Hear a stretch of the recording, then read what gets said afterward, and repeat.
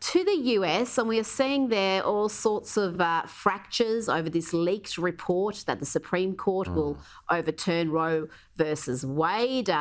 Elements of the left have gone absolutely nuts, threatening violence. There's gatherings outside the homes of Supreme Court justices. And you've written about this very well for the New York Post and about the issue of free speech in the US. How do we navigate these debates now that the radical left claims words are violence and words they don't like cause harm?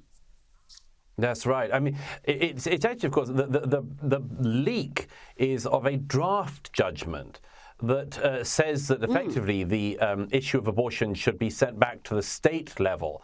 And this is very contested terrain in the US, of course, and there's very, very strong views on all sides. It's not really a two-side debate. There's lots of room in the middle where Americans are, for instance, unhappy with certain term limits on abortions. Now, this has to be navigated so carefully because, of course, America is an incredibly divided country already. We've spent years with people talking about the divisions that exist in America. This one certainly risks turning the temperature up to boiling point in America, I have to say.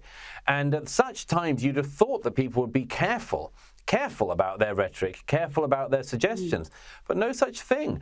Many of those, including Democrats, many of those who are most irate about this, have spent the last few days positively performing how irate they are. Senator Warren has been doing this performative haranguing outside the Capitol, talking about how angry she is and how we've got to be angry. And inevitably other people have decided to take it right to the homes of the Supreme Court justices. There have been demonstrations outside their homes. The home addresses of the justices have been leaked. I think they're now going to have to be among the most protected people in America.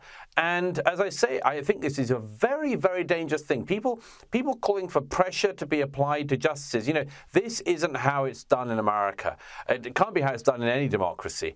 That judges. If you can imagine, just a few years back, there was a paper in the UK that published a front page criticising the judges in Britain over an issue to do with Brexit, and all of the left-wing press and others went bananas, and Labour politicians and others said, "You're putting the judges at risk." Here are people in America calling for protests, calling for pressure on justices. And nobody seems to think, apart from parts of the right, that this is a problem.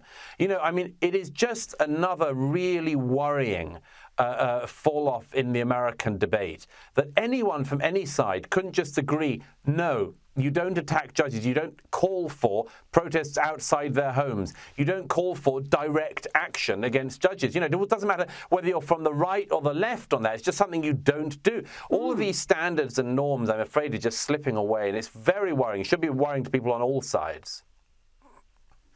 Oh, absolutely. And I have no doubt if it was the other way around, if it was a decision that the right was irate about and they were protesting outside the progressive judges' homes, they'd be labelled domestic terrorists within about 30 seconds. They'd be called fascist. They'd be wheeled away by now. Yeah, they'd all been locked up by now as fascist collaborators in a coup attempt or something.